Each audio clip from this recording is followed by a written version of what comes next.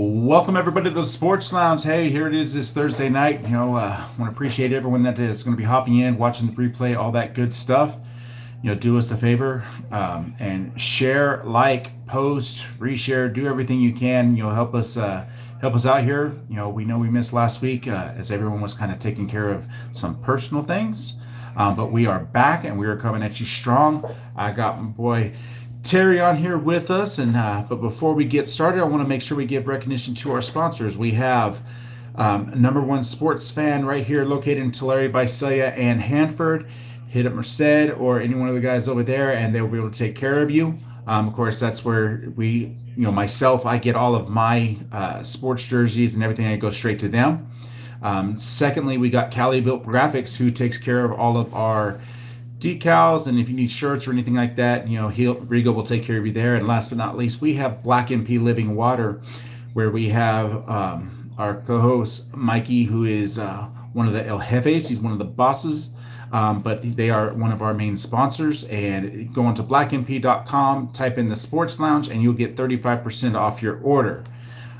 So that is for them. And now on to tonight's show. Tonight's show is going to be something that Terry and myself, we've talked about this probably 15 years ago about doing something like this. And was actually fortunate to start it up with Mikey, but tonight it's going to be Terry and I, and we are going to be talking about Major League Baseball, the MLB. It is a passion that both Terry and I have, very much so. I live for baseball first and foremost. Terry, real quick, obviously Dodger fan.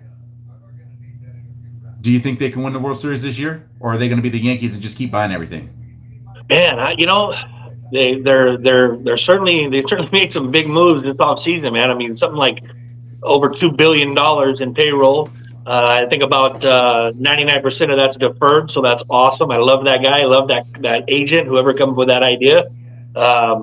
It's got to be championship or bust. I mean, I was looking at some numbers last night. I think for the last 6 years, not counting the World Series win in the COVID season, they haven't even been to the NLCS, but like once. They've been knocked out of the first round. I think three of 4 years, something like that. So That's terrible, man. That's just. I mean, if that falls on Roberts, I don't know, but they look good right now. They got a lot of guys hurt, a lot of pitchers hurt. So we'll see. I mean, it all depends on what you can do in October. We're the kings of March through September for the last 10 years, and then we get into October, we forget how to play. So I don't know, man. I'm keeping my fingers crossed. I want one, so we'll see. Yeah, because 2020 doesn't count. I don't care what championship you won in 2020, it doesn't count. It doesn't. And what's even worse about that, and my other LA team, the Lakers, the last championship we won was also in the bubble, the COVID year. So I mean, what are the odds? You know what I mean? I get no respect from those championships, so I got to get one this year. That's why I got my Sluggy cigars here, thanks to Eddie from LDZ Flooring. Sent me some Cubans here. We're gonna find out tonight if they're real or not, and I'll save the other one for after we win the World Series. All right. So let's hop in right here. One of the things that we've seen this year has been the shift rule. We've seen, obviously, there's been some changes. We've got the pitch clock that's going on now for the second season. We've got the shift rule. We've got the extra innings with the runner starting at second base, which I'm not even going to get into that stupid rule. But the shift rule, how do you feel it's affecting the way the game is being played? And do you feel it's being affected? Well, you know me. I hate the shift rule. The getting away from the shift rule. I mean, I think that the shift was put in place based on weak players that can't go to the opposite field. I think if you can't go to the opposite field, why am I forced to put players where you cannot hit the ball? And I think the batter should adapt. Personally, I think you should be able to put your players on the defensive side wherever you want. If you want to put 9 guys in the infield, you ought to be able to do it. If a guy can't hit the ball to the infield, or if he can't hit to the left side, don't put anybody over there. Make the hitters adapt. And what they've done is, because Major League Baseball wants runs, is they've incentivized guys coming in that can't hit the ball to the opposite field, and they've made the teams the defense suffer. I love the shift. I don't love it all the time. Obviously, sometimes it sucks when your favorite player can't go the opposite way, or can't pull the ball, whatever. But the majority of it's the opposite way. And I hate that. But at the same time, when you and I were coming up, we were taught how to hit the ball to the opposite field. Mm-hmm. And I think that is like just one of the arts, along with bunting and a couple other things that you just don't see anymore. They don't teach it. Why? Because you get punished for doing those things. And guys that can't do them, they get what do you call it? They get glorified.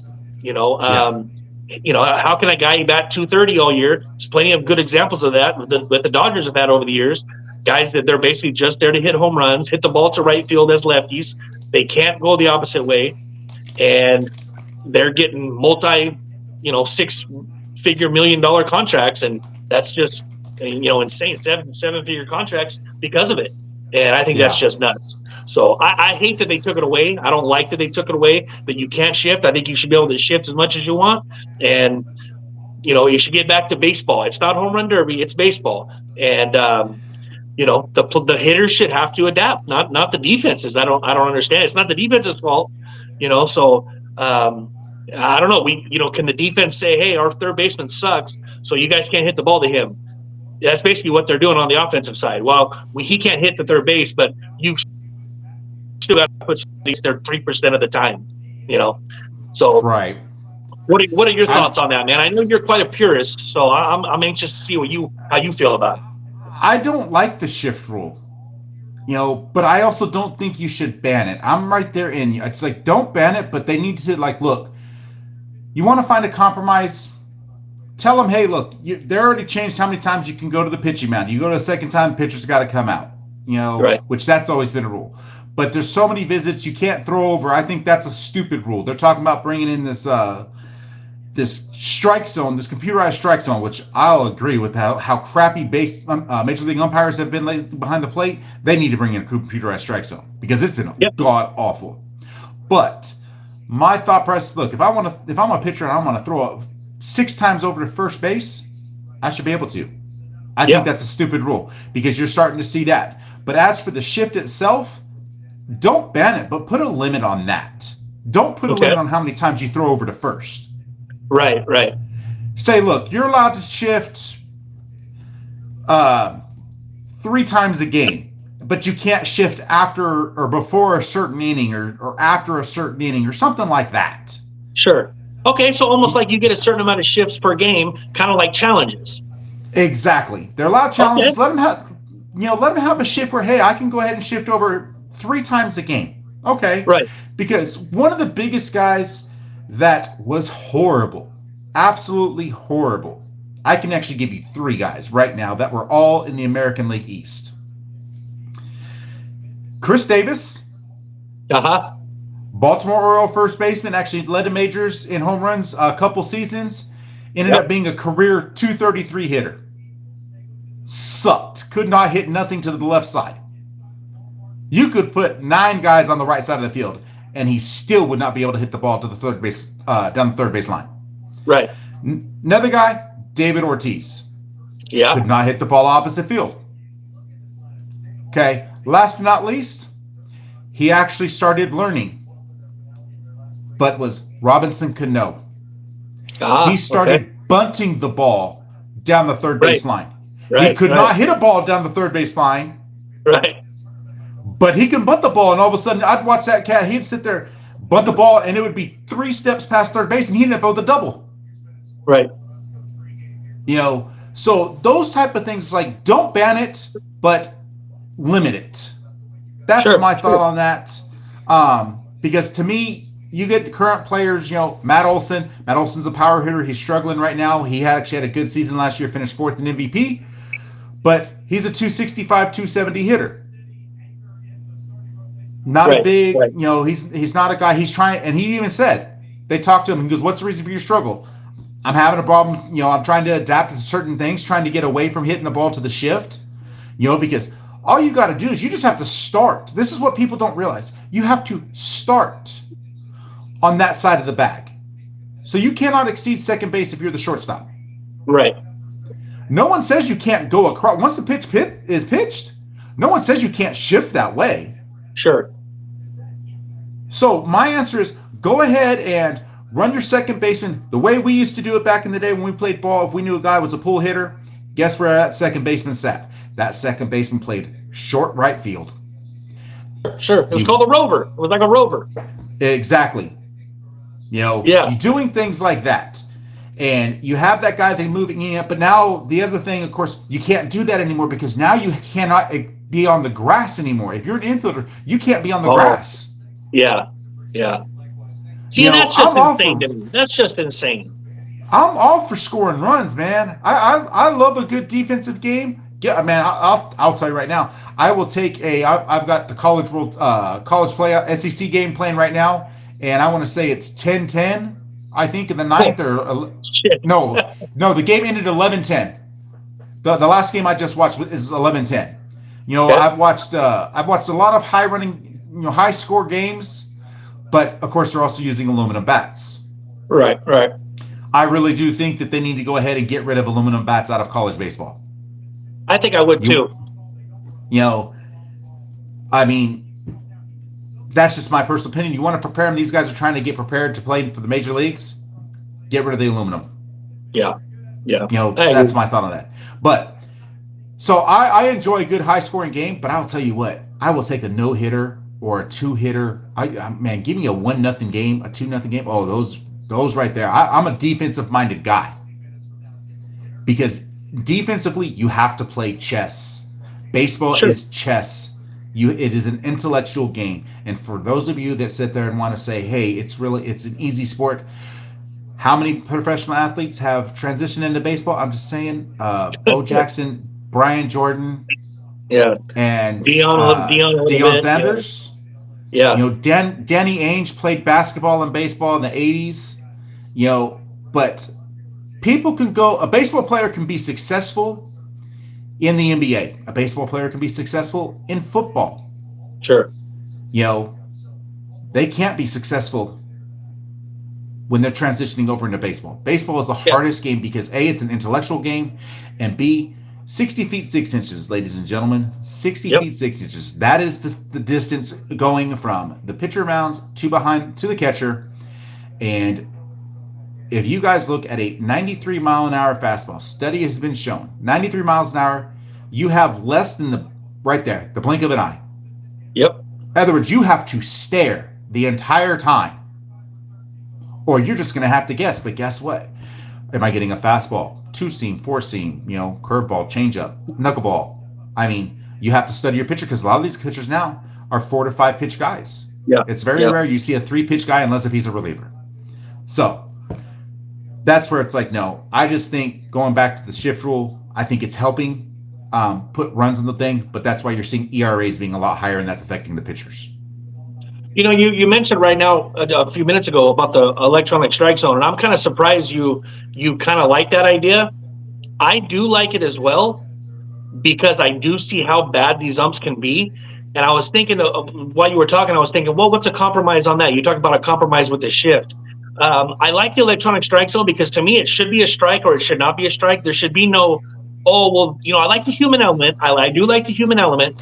But at the same time, if the ball's 6 inches off the plate, I don't think the human element is not a strike. Right. So maybe you do something similar to what they did, what they said they were going to do before they started testing for steroids. Remember they said, well, what we're going to do is we're going to blindly test with no names. And if a certain percentage come back positive, we're gonna institute drug testing. If you guys are under a certain percentage positive, we're not gonna do it, right? We all saw how that turned out. But maybe you put in the electronic strike zone as almost like a report card that keeps tabs all year long. And after a season, you see how bad or good the umpires are, and then you use that as leverage to tell these umpires, hey, you guys aren't very good. I personally think they're pretty good most of the time. You get guys. I think there's that Angel something Page or whatever Angel the heck Hernandez. his name is. Hernandez. There you go. He's a bum. But he's an outlier. But I'd like to see something like that because I am sick and tired of this guy gets the calls, this guy doesn't get the calls, or he would have got that call if he'd have been around the strike zone more tonight. No, a strike my quick 2 cents, maybe do some kind of grading system with that electronic strike zone. Show us all game by game. They have the squares there. Show us the squares so we can see pitch by pitch. Oh, he missed that one. Oh, he missed that one. And at the end of the year, you tally it up, and every umpire behind the plate gets a grade. And if they're not above a certain grade, we talk about going full-time electronic strike zone, and maybe we don't need umpires behind the plate calling balls and strikes. I don't know. Your thoughts?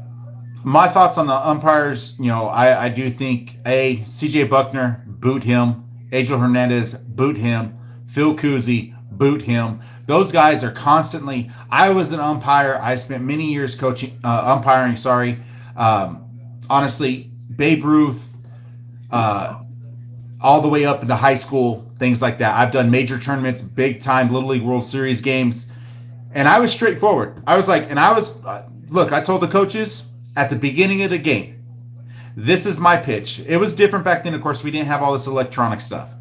But sure. I told him, I said, your inside pitch is going to be very difficult with me. I said, it's going to be very difficult.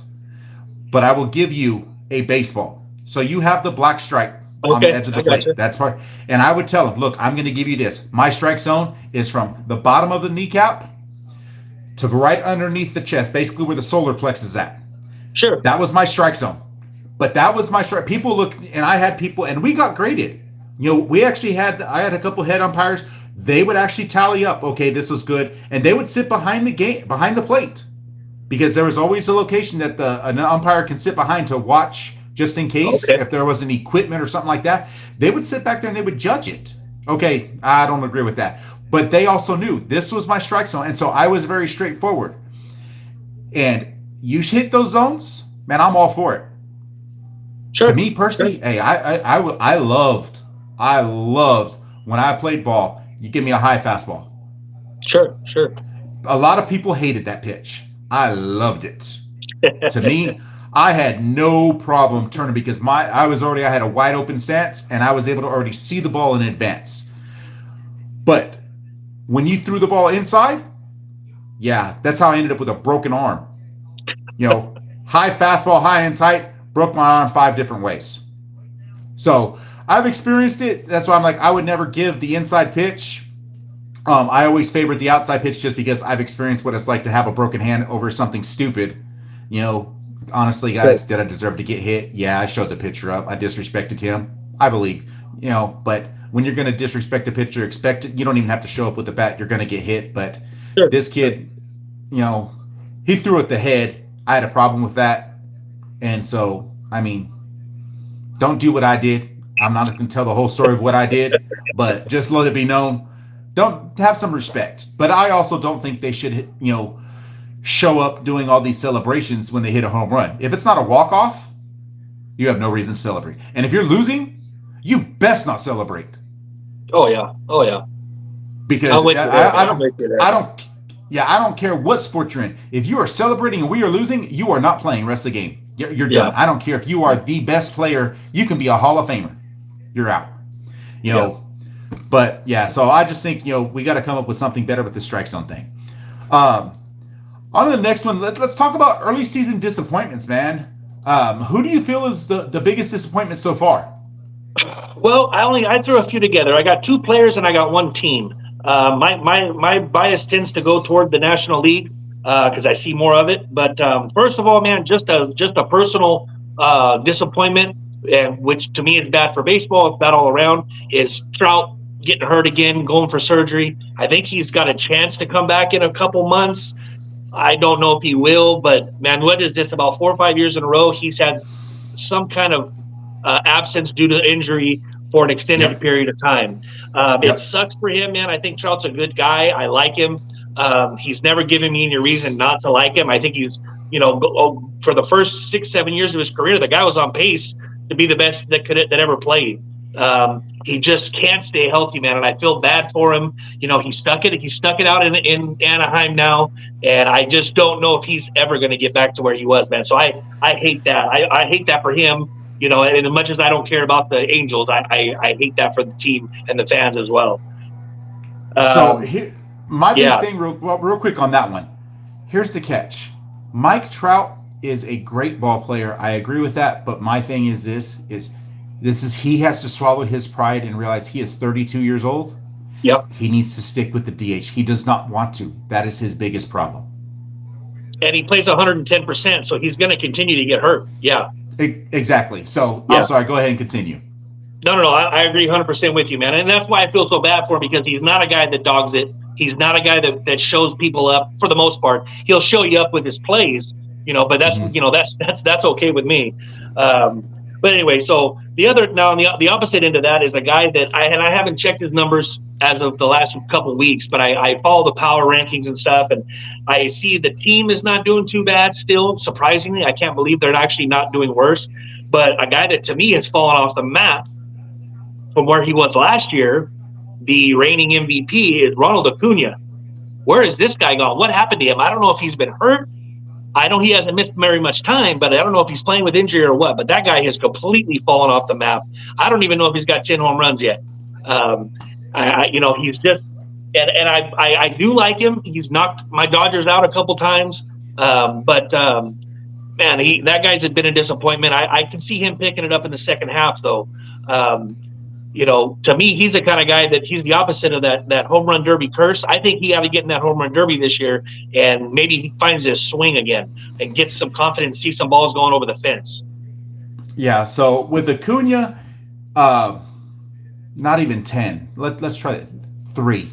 Currently, he got 3. Okay, I was going to say 4 or 5. Yeah. Okay. He's got 3 home runs. He's got 12 RBIs. But you got a guy hitting leadoff. Okay. Yeah, he's not supposed to be. I've never liked that about him. Yeah, that they do that to him.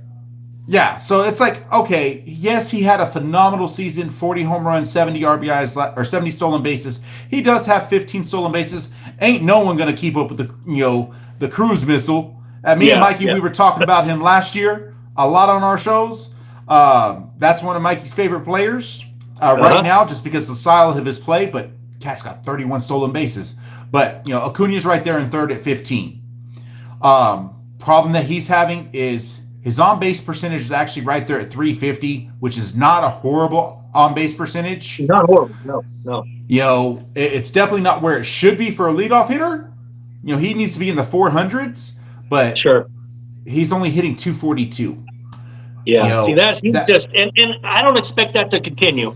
He's a top-notch player. He's one of the top 4 or 5 at least, if not top 2 or 3 in the game. So he's right there. He's an MVP, so he'll figure it out. But I wanted to put him out there. Maybe I'll light a fire under him. As long as he doesn't do it against the Dodgers, I'll be okay. Now here's real quick on that. So a lot of people want to say, okay, 242 is not that good of it. No, I'm sorry. Just so you guys know, if you're a 300 hitter in Major League Baseball for a career, you're a Hall of Famer. Oh yeah, 3 out of 10 guys. That's how difficult baseball is. And he is hitting, he's got a 242, but he's had 46 games, okay? He has 44 hits. Every game he has been in besides 2. So he might not be doing the 2 for 3 like he was last year, the 3 for 3, 3 for 5. Right. But still, you've got a guy who has numbers are not there. Yeah, 37 runs scored in 46 games. Still not that. Exactly. He's just not got the power numbers. His biggest issue right now, he does have a higher strikeout ratio than what he should. He has 52 strikeouts and 182 at-bats. That right there is a big factor for me. That is about 1 out of every 3 at-bats. Yeah, he's going for 200 for the season with that pace. Exactly. I mean, it's not as bad as Ellie De La Cruz with 67, but still. He's making for another base. Yeah. What about team? Most disappointing team? So my third one is I'm going to go with the one of the teams with the biggest payroll. I think they got to be top 10, if not top 5, and that's the Padres.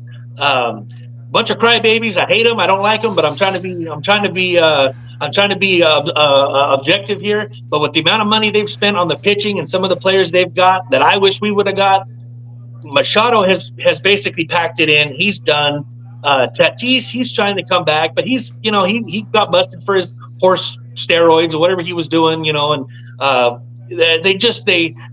homeboy retired, Hosmer, which was the only classy guy they had on the team. I know he retired a couple years ago, but nonetheless, they got Snell, and they're not getting it done. I'm not so sure that the Giants don't have a better record than them, but maybe I'm wrong on that one. I may be dragging them through the mud a little bit too much, but they're my disappointment. The amount of money they've spent and the amount of talking I see coming from them, and how the media really wanted the Padres to become the next Dodgers rival, and it hasn't happened, man. I mean, now they did knock us out. They knocked us out in the playoffs, and so I'll give them their flowers for that. But there's a lot of teams that knock us out of the playoffs, so you got to get in line on that one there. But as far as regular season goes, they ain't going to the playoffs this year. They ain't getting in unless they get lucky. And they've got a lot of money tied up in a lot of guys that, to me, look like they've pretty much mailed it in for the rest of their career. So the problem that San Diego has is they cannot win at home. I saw that. That's not 10 good. and 16 at home. I'm sorry. If you can't win at home, that's your biggest problem. I'm over here. I'm looking at the Braves record. They're 16 and 8 on the road. At home. They're 13 and 10 on the road. Only team that actually, I mean, let's be honest, Philadelphia is playing phenomenal. That's just ridiculous what they're doing. They're the best team in baseball right now, them and the Yankees. But Philadelphia, so what a lot of people don't realize is, I was looking at a thing yesterday. The Braves are one of the few teams. There's only, I think, 4 other teams that have played more games against their division rivals. Atlanta has played 16 games against their division opponents. Already. Wow. Already. I'm like, we ain't even hit June. Yeah. You're already almost done with the freaking season on playing the division rivals. It's like, I ain't got to worry about division now. I just got to win. Right. So to me, that's where I'm like, hold up a second. I just think that's an amazing feat. The fact is that you've played so many freaking games. But yeah, Philadelphia's 22 and 8 at home, 15 and 6 on the road. But now, here's what I want you guys to know. The Philadelphia Phillies are only 4 and 2 against teams that are above 500. Oh, that's all they played is 6 games? 6 teams over 500? 6 games out of 51. Wow. That's a stat. That's a stat right there. That's stat of the day right there. And you already know game 1 automatically is you're 0-0. So if you're playing that second game and they won the first one, hey, I got 1 win right there. Yep. So 6 games. That is it. That is pathetic. What the heck is going on? Another one. So get this. I mean, let's look at this real quick. I'm scrolling through real quick. 6. Let's see.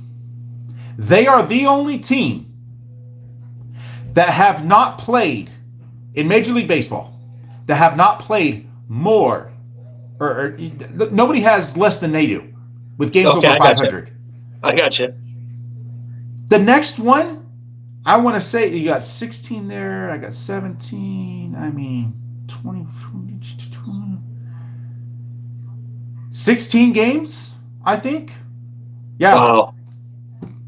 16. That's the next lowest number?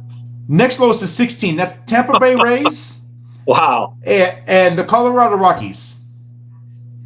So that right there tells you it's like, Philadelphia has a great freaking record because everyone they've played has sucked. Yeah. I'm just saying. I'm curious. I'm gonna dig into that. I want to see who their 4 wins and 2 losses are now, because now I'm just like, how do y'all only have 6 freaking wins? But anyway, my early season disappointments, real quick. I am completely in agreement with you with the Mike Trout one. I'm not going to deny that one. But I'm not going to choose Trout. I'm actually, and I agree with the Acuna. I'm right there with you on the same page. He's just not doing what he normally does. But for me, I actually would have to say it has to do with the Dodgers pitching staff with the injuries. Oh, man. You going with the injuries? Hey, that's a big one, man. I'm right there with you on that one. And I'm seriously, I'm going with the Atlanta Braves injuries to the pitching staff. I'm sorry. People need to figure out what the heck is going on with what's. Oh wait, that's right. We have a pitch clock. Yeah, that don't help. Injuries have gone up 42% for major league pitchers. 42 since they just since the speak of the clock. Since the pitch clock. Yeah, since the stupid clock. Wow. I'm sorry. So I got my biggest disappointments is actually going to have to be. I'm not even going to put those two teams on blast, but I'm going to say this. It's my biggest disappointment has been Rob Manfred and his pathetic freaking commissioning and these stupid freaking rules. Let's make the bases bigger so we get more stolen bases. Let's implement the pitch clock. Let's do this. Let's do that. No. Get the heck out of here. Him, Bart Giamatti, I'm sorry. I couldn't stand Giamatti either because he would, kicked out Pete Rose and won't ever let him in. I couldn't stand Bud Selig. He said the same thing as long as he was commissioner. But Pete Rose, well, guess what? Ladies and gentlemen, the man admitted he betted on baseball. Shohei Ohtani was just accused. Yeah. And all of a sudden, oh, I'm sorry. If I knew $4.5 million was missing out of my bank account, now they're saying it's even more? It's more than that, yeah. Come on. That's a pretty trusted friend, yeah. Yeah, I'm sorry. I know when I'm losing $20, let alone $4.5 million. Right. And by all means, he might have signed, what was it, a $200 million contract? Ladies and gentlemen, Shohei, what was his contract? 700. 700? I thought it was like 200 a season or some crap like. It's something stupid. 70 a season for 10, and but 68 of that deferred each season until year 10. Exactly. I'm tired of seeing deferred payments. I mean, Bobby Bonilla is still getting paid. He hasn't played since 2001. King Griffey Jr. is still being paid. I love it. I love that. It's great planning, man. Here's another one. He's not pitching. Is he pitching? I don't know. I haven't heard. Max Scherzer. No. Oh, okay. So what a lot of people don't realize, when Max Scherzer signed his contract, when he signed with the Mets, okay, he took his contract and he deferred half of it. So he's still getting paid from the Mets, plus he's getting paid from Washington. I'm all for it. It's freaking genius, but I hate it. I'm sorry because it's, I don't know. Early season. So on team wise, I'm gonna actually have to go with my Atlanta Braves. But just injuries, man. That's the biggest thing. Yeah. It's it's the polar bear. He's the one that's actually leading the team right now statistically in pretty much all major categories. My boy Dylan Lee, from Dinuba, Fresno State pitcher. He actually got his first win of the season. He is ERA now. He's 1-1 on the season with an ERA of 1.21 out of the bullpen. Wow, nice. Okay. He is a reliever. He's a short-term a short reliever. But I'm sorry, he's had one game where he's allowed 2 runs, and that is it. So, and guys, for all any parent out there that thinks their kid's got to throw 90 plus, Dylan's radar gun 91. That's his fastest pitch. His main pitch, slider, changeup. Greg Maddux, fastest pitch ever in Major League Baseball, 90 miles an hour. Yeah, and he didn't do that very long. Yeah. And it was one of the greatest pitchers of all time. It's not about how hard you throw the ball. It's about how well you can place the ball. Yep. So we're going to finish up with this last one. But I will tell you one thing, man. I'll tell you something about your Braves, though. I think the year you guys won the World Series, you didn't get over 500 until August, I believe, if I'm not mistaken. That is correct. Correct. Quit your bitching. Quit your moaning and crying over there. We've won 100 games for like 6 years in a row, bro. We continue to get bounced. So you guys are fine. It's May. Relax. We'll see you. We'll see you in October again at the top of the Central or the East. And we'll be seeing you guys in the first or second round again. We'll be there, and we're just going to see if we can be hot for once when we see you guys. And you guys will always be hot because you're hot the postseason. They're prepared for longevity. Yeah, they are prepared now. So the Braves, I talked earlier about. Long story short, Ronald Acuna only hitting 242. Atlanta had a team is ranked 8th in Major League Baseball at 250. The Astros are number 1 at 264. And that's keeping them afloat. You know, I mean, if you would have said he was going to be hitting that low, you would think, man, we might have some issues. You guys are doing just fine with him hitting right there. When he figures it out, it's going to be a problem for everybody. Him and Matt Olson, but Matt Olson's only hitting 229. See, they're going to figure it out second half, man. So that's going to be interesting to see. But let's finish it out with this last question: early season surprises. Who do you got? All right, man. I'm just gonna run all through three of them, and then you can pick the one that you like the most. I think I know who you're gonna pick the most, and we can expand on one of them since we're running short on time. One of my biggest surprises is kind of the same as the disappointments. It's a surprise, but not a positive surprise. But you just touched on it. The Dodgers' injuries in their pitching staff it just blows me away. So we already talked about that one. The other two, I don't know how to pronounce his last name. Paul Skenes, the Pirates rookie. Paul Skenes. Skenes, number 1 draft pick, I think, a year ago or something like that. He's throwing 100 miles an hour 99% of the time. And Mason Miller for the A's, also throwing over 100 miles an hour. I like watching those guys pitch. I like watching the highlights, man. It's exciting. Young guys, live arms. Big surprises. I like it, man. I love a guy, I like to see that they're doing it for 2 really bad market teams, and I'm interested to see where they end up after the trade deadline. Well, Skenes ain't going anywhere because he's on a rookie contract. He's got 5 years, and I want to say so is, I believe Miller is also. Yeah, I would imagine he wouldn't go anywhere, but I'd love to see him go somewhere. But, Southern California would be great. Well, Mason Miller, so real quick, I'm going to go with Mason Miller. So I'm not going to talk about Skenes because Skenes was number 1 pick for a reason. Sure. Okay, Mason Miller has 22 innings pitched. He has 17 games total. He's a 25-year-old kid who was a 3rd-round pick, was not, is he good? Yes. But he took over as the closer this year. Yeah. So to come in and to save the games that he has with 9 saves in 17 games with an ERA at 2.05 is what he currently has. Okay. Here's my thing. The A's suck. I'm surprised he's got 9 saves. The A's are going to be horrible. The A's are they're doing what they want to do right now because, to be honest, I don't know if anyone can really name an actual Oakland Athletic. No, other than him, that's it. That's the only guy I knew.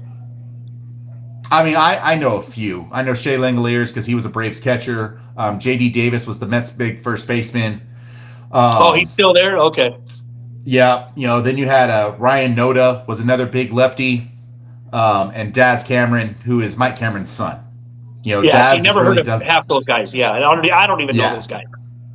Yeah, so is there anyone, Abraham Toro? Only reason I remember Toro is because watching him playing when he was with the Fresno Grizzlies. Catching him on a freaking Saturday night in Fresno. Sure. Oh, sorry. JJ Bulete, just because he has a funny name. Okay. Another one I don't know. Miami outfielder. But here's the thing. For me, I'm not going to say, I'm going to toss one out there, and it has to do with the Oakland A's, but it's Brent Rooker, the designated hitter. He's hitting 286, 11 home runs, 32 RBIs. Nice. So to me... And he won't be an all-star. No, he won't. He won't get voted in, and that sucks because he should. Yeah, Mason Miller is going to be the lone athletic going into the All-Star game. That's here nor there. That's going to be it, just because he's deserving. Sure. But of course, that's always off the coaches. Who did Philadelphia play last year in the World Series?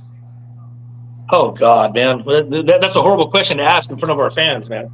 Wasn't it the Cheaters? Was it the Astros? I don't even remember, dude. The Astros won it.